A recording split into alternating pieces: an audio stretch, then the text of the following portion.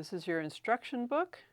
You also have a dust cover that comes with your machine. You have a foot control here and also your power cord. Then we have the feet. Now the foot that comes with your machine is a zigzag foot. It's the only foot that has this little knob on the side and it's already attached to your machine. This foot is the overcasting foot. It has this little flange on the side where you guide your fabric and you can do a beautiful overcast to keep your fabric from fraying. This is your blind hem foot. This is your fancy stitch foot or your satin stitch foot. It has a groove at the bottom which helps you go over your satin stitches and helps them flow nice and evenly under your foot. This is the open toe foot, which also has that groove at the bottom. Now this is really nice for sewing stitch in the ditch where you want to stitch right in the well of the seam. You can see exactly where your needle's going. Love this foot. This is your zipper foot. Now it has this little hole in the center. When you're sewing, you're not actually supposed to sew through that, but you should move your needle to one side or the other when you're sewing on a zipper. But if you forget to do that and start sewing, that little hole there is going to protect your needle from breaking. That's what that's for. But you would move your needle to one side or the other. And so you can sew right next to the teeth of your zipper.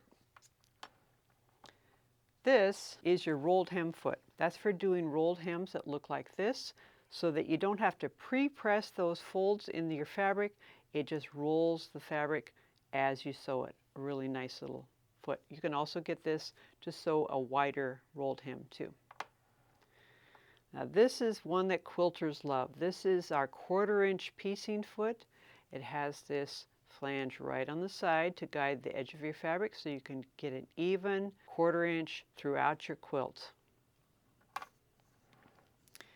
This is a free motion foot. Now this floats across your fabric. There's a setting for that where you drop your feed dogs and you do a straight stitch across your fabric. You can also do a zigzag or a wider stitch, as you can see back there. This is also a floating free motion foot. This is the open toe one. This is the closed toe one. Some quilters prefer a closed toe foot. Now this is also a free motion foot. It actually is more of a traditional kind where when the needle lifts up, the foot lifts up. And it sort of hops along.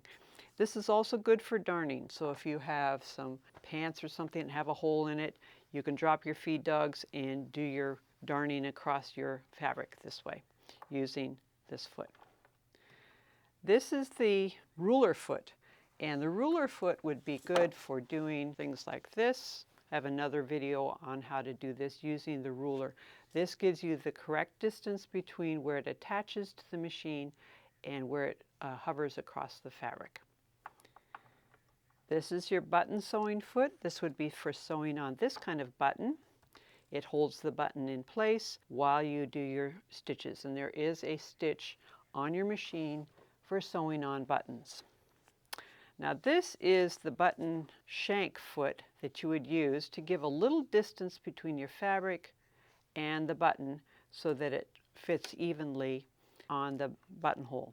This is also wonderful if you are hemming your jeans and you've got this thick flat fill seam here. When you sew across that and you want to keep your foot nice and flat so it doesn't bog down across that seam, this is an excellent tool for that. It's got a thinner and a thicker side to it. This is your buttonhole foot. Now it looks complicated, but it makes sewing buttonholes a breeze. You've got this stabilizer plate here for sewing thick fabrics like a coat button or something like that, but for shirt buttons, you just want this part here. It's a really neat thing, and I have another video on how to do buttonholes. This is your cleaning brush for cleaning the lint and stuff, especially out of the bobbin area on your machine. This is our touch screen stylus. So you can touch your screen this way and it makes things very nice and precise. This, of course, is a seam ripper. Has a little cover, goes on like this, has these little lugs that keep it from rolling away. This is your screwdriver. Good little workhorse to have on your machine. Has these extra little wings on it to give you a little extra torque when you're turning a screw. This little sticker is for if you need a little guidance as to how to use your automatic needle threader, you can put that right over there on your machine. It's a sticker, so you don't have to put it on your machine if you don't need it, but if you want to, you can do that. This is your straight stitch needle plate. This is great for doing straight stitches, especially on real bendy fabric that tends to get pushed down into the needle hole of your zigzag needle plate. I use this for sewing lightweight knits and things like that. Then here in the middle we have our auxiliary spool pin so that we can do twin needle sewing. Twin needle sewing looks like this. We'd have two spools, one on the regular spool pin and one here, and then we'd use the twin needle that comes with the machine right there to sew some of these beautiful stitches that look like this. And speaking of, this is our needle set. Now there's different kinds of needles meant for different kinds of fabric, and that would be explained in your book. But just regular standard sewing machine needles like Schmetz or Classe would work well in this machine. This is the quilting bar. It's used for accurate spacing of stitches like this. You want to get an even distance between your stitches. It fits on your machine like this. Then we have our spool caps. The spool caps for large spools, for the smaller spools, and then for spools that don't have an end cap like this. This keeps the spool from sliding off the spool pin. That's the idea of the spool caps. Then we have 5 bobbins that come with your machine. Now these are the class 15 bobbins. Make sure that if you have old bobbins that you're using in this machine, that they look like this. They should not be rounder or flatter or wider or anything. They need to be class 15 bobbins and plastic class 15. There are several optional accessories that you can buy for this machine. They're not included with this machine in order to keep the price down. That way you can get accessories that are just right for you without having to pay for accessories that you don't need. We have the knee lifter, which is one of my favorite additional accessories.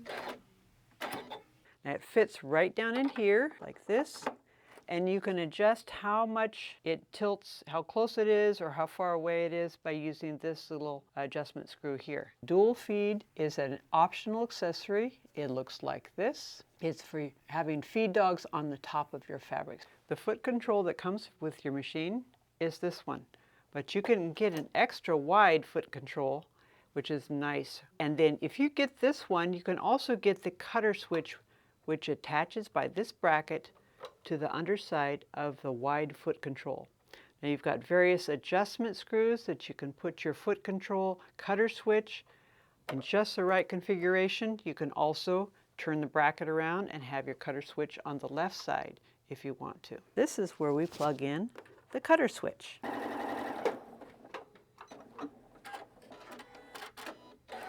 We have other videos on this machine. Check out these on threading and getting started. And that was the accessories. I hope you've enjoyed this video. If you have, give us a like. And if you have comments, questions, or ideas for other videos you'd like to see, let us know in the comments down below. Thanks for watching. Bye.